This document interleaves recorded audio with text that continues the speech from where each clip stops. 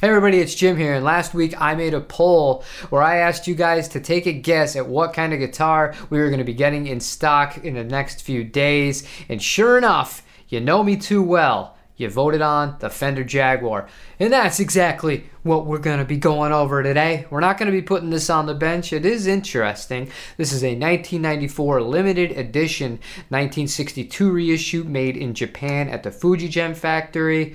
Some cool stuff about it. However, I'm going to try and get right to the playing, and then we'll get into those little minutiae afterwards. But before we get into that, if you do enjoy the content on this channel, I did look at my analytics. I know people don't like hearing this stuff, but I was kind of amazed. 90% of the people that watch this channel are not subscribed. It doesn't cost you anything. I would please ask you, if you do come back to these videos, if you find any of this content useful or entertaining, consider hitting the subscribe button. While you're down there, leave a like on this video as well. That also helps the reach of the video on the YouTube's algorithm. So before any other jamming or any sorts of other stuff goes on, let's talk about how we're going to be doing this. Tone King Gremlin, mic'd up by the SM57. Reverb that you're going to be hearing is from the Strymon Bellante.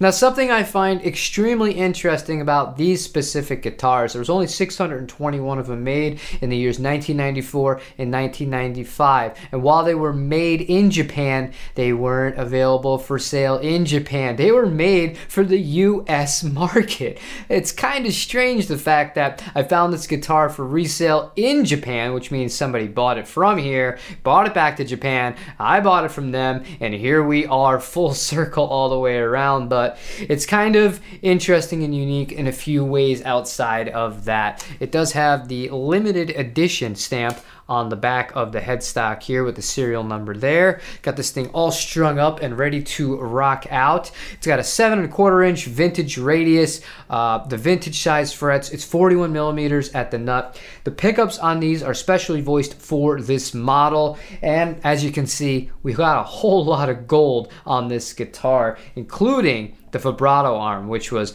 very, very hard to come by because I did not have it supplied to me when I purchased this guitar from Japan. Whenever I see a guitar that's really unique like this and I have the means, it's something that I will always consider picking up and putting into my inventory for resale. And that's exactly where this guitar is. It's available at audiomomusic.com/shop. But before I get rid of this guitar and it goes on to its new owner, I'm gonna finally compare a Fender Jaguar, this one, with the Momose MJG, because I've had a lot of people request that, and I feel like this is a really, really good example of a Fender Japan version. Should make for an interesting comparison. But that's all I have for you guys today. I know this was short and sweet. We didn't go through the whole whatever that we normally do as far as putting the guitar on the bench, talking about every single specification. However, sometimes it's nice to just keep things short, sweet, to the point, let the guitar speak for itself, and make sure that you hit any key points of differentiation that the guitar will have compared to others that are available on the market. Thank you for watching. I hope you have a wonderful day. Love you guys. Tell your family that you do love them. Play your guitar. Get off the internet. Get outside. Get some fresh air. And I'll see you on the next video. Take it easy, everybody.